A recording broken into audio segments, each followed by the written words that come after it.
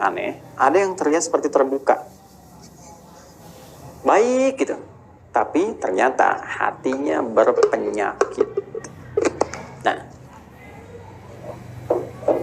penyakitnya ini berbeda dengan penyakit-penyakit yang kufur tadi, penyakit-penyakit yang fasik tadi. Yang ini lebih kronis sifatnya, karena tidak nampak secara langsung dari perilaku. Kalau yang kufur nampak langsung dari perilaku. Ya, penyakitnya dari fahsya misalnya, muncul apa? Pornografi, nonton gambar-gambar yang gak bagus, video-video yang yang buruk. Yang itu pornografi itu akan membawa kepada tingkat yang lebih serius. Bahkan nanti ke LGBT ini riset ya, dari riset ini nanti. Jadi kalau dari, mohon maaf tuh, pornografi itu candu yang sangat luar biasa. Itu pornografi itu lebih bahaya dari narkoba. Narkoba aja sudah bahaya, ya, apalagi pornografi naik nanti itu pengantar kepada LGBT, itu yang paling bahaya, ke atasnya lagi. Nah ini teman-teman sekalian, itu fahsya, kata-kata kotor, jorok dan sebagainya. Ya, mencuri, membunuh, merampok dan sebagainya itu mungkar. Nah, perbuatan fasik, penyimpangan itu karena sifat-sifat tadi, fahsya dan mungkar. Nah, munafik itu samar sifatnya. Ya, kalau fahsya dan mungkar itu membentuk perilaku. Orang maling kan mencuri, kelihatan perilakunya ada. Tapi kalau munafik itu perilakunya kayak baik, sikapnya baik. Padahal kebaikan itu dibangun oleh sinyal-sinyal yang kotor dari nafsunya. Itu penyakitnya, penyakit yang sangat menarik. Berbeda dengan penyakit-penyakit biasa. Apa di dalamnya? Seperti riya misalnya, hasad misalnya, ya, hiqd misalnya, dengki, dendam, riya, sum'ah dan sebagainya. Ini penyakit-penyakit seperti ini. Berbeda dengan penyakit yang ini. Nah, riya ingin kelihatan pamer, ya, ingin kelihatan dermawan. Dermawannya bagus tuh, dermawan bagus, ya, bagus dermawannya. Cuma ingin kelihatan dermawan, jadi nggak bagus. Jujur bagus, ingin nampak seperti orang jujur, jadi nggak bagus. Sabar bagus, ya, tapi ingin kelihatan oleh orang seperti orang sabar, itu nggak bagus, ya kan? Ya, bersikap baik pada orang karena hartanya itu bagus, karena jabatannya bagus, hormat pada mereka. Tapi kehormatan yang diisi oleh perasaan iri hati itu nggak bagus. Hormat, ya maaf, ya di wajahnya ada senyuman, masya Allah Pak, Bapak itu luar biasa, bisa punya jabatan seperti sekarang. Cuman di hatinya, mudah-mudahan Bapak besok kehilangan jabatan. Itu hasad, keinginan meruntuhkan kenikmatan diperoleh orang lain. Itu hiqd. Ini bahaya. Itu yang disebut dengan sifat-sifat ini melahirkan sifat nifak yang membentuk munafik. Tipikal golongan ketiga. Jadi orang munafik itu sama-sama yang ingin saya sampaikan punya penyakit di hatinya, punya penyakit di kolbunya. Ya, penyakit yang melahirkan dampak kepada fisik disebut daun. Penyakit yang melahirkan dampak kepada jiwa, sumbernya dari kolbun, disebut maradun. Jadi orang yang sedang riya itu maradun, orang yang sedang hasad itu kena penyakitnya maradun, orang yang hiqd, dengki, ya, dendam itu maradun, ada penyakit di kolbun. Kalau satu orang, kalau banyak orang, ya, maka jamak bentuknya dari kolbun jadi kulubun, ya, di kulubnya ada apa? Ada maradun. Karena itu kalau ditanya kemudian, kenapa orang munafik itu bermasalah imannya? Kenapa dia menipu dirinya sendiri? Di ayat 9, ya kan? Kenapa dia mencoba menipu Allah dan orang beriman? Padahal tanpa sadar dia menipu dirinya sendiri. Karena di kolbunya ada maradun.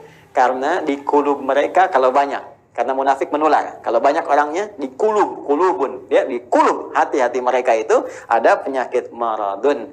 Maka dijawablah dari pemaparan ini, turunlah kemudian, perhatikan. Ya, pernyataan tegas dari Allah Subhanahu wa taala yang mendasari pemaparan yang telah diuraikan tadi, ayat 10. Fi qulubihim marad. Fi qulubihim maradun.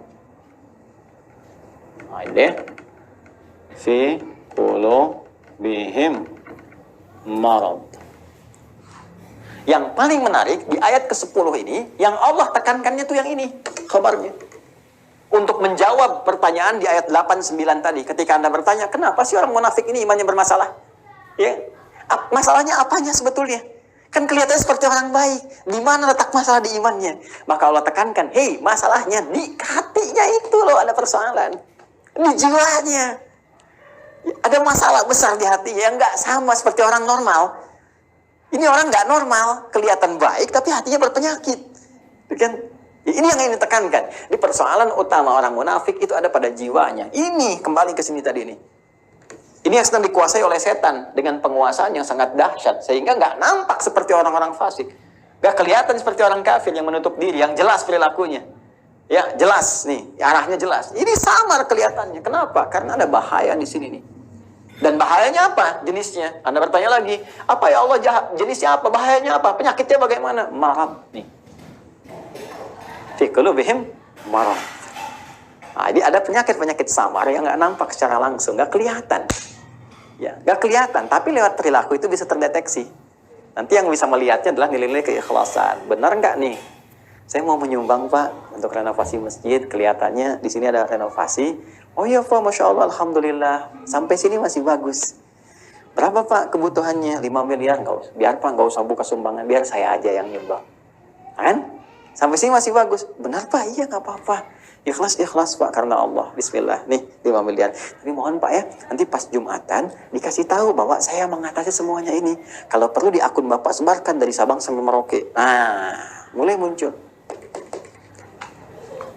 Jelas ya?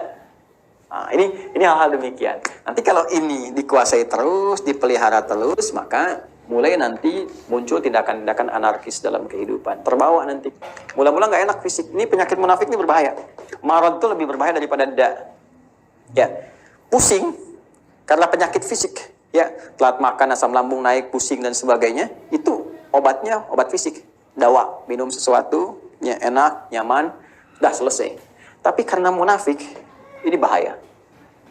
Pusing karena ria, repot tuh. Obatnya nggak ada di rumah sakit. Ya, silakan datang ke rumah sakit. Konsultasi pada dokter spesialis. Saya pusing dok. Di mana Pak? Hampir semua keadaan kepala saya, depan, kanan, kiri, belakang pusing. Apa gejala yang dirasakan? Itu Pak, kalau tetangga saya beli handphone baru, saya pusing yang kanan. Kalau dia beli kulkas, pusing yang kiri Pak. Kalau dia pesan sesuatu yang baru, oh pusing yang depan. Nah itu, ini pasti yang ini nih. Ya, ini bahaya.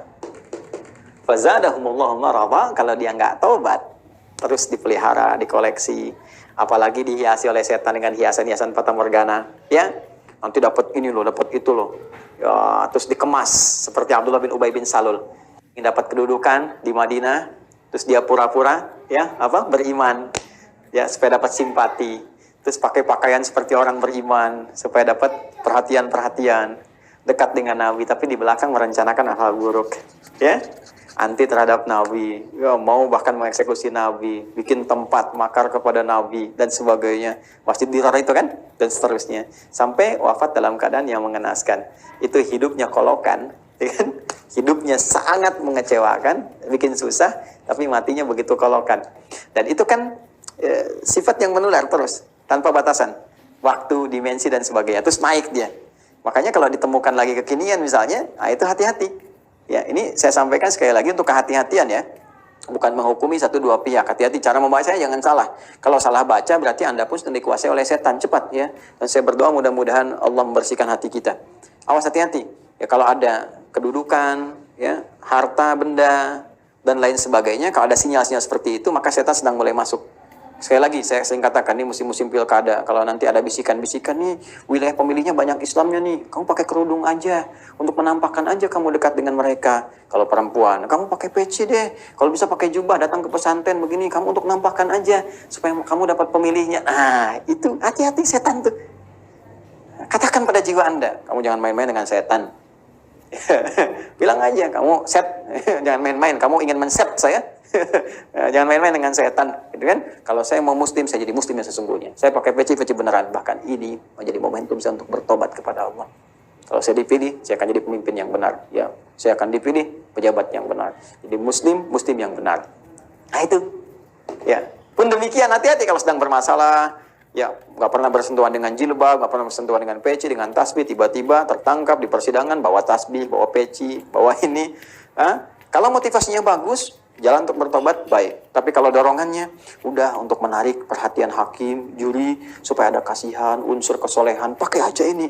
Itu pun dikuasai oleh ini kalau tidak ada perubahan yang berarti. Ya, saya menyampaikan ya sebagai gambaran objektif karena dari dulu ada seperti ini. Kalau muncul lagi sekarang, berarti kita bisa hindari. Ingat ya, kita tidak menghukumi satu atau dua pihak, tapi pelajaran kita bersikap objektif untuk melihat dan mengoreksi diri.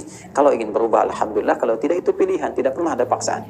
Ya, ini cara membacanya.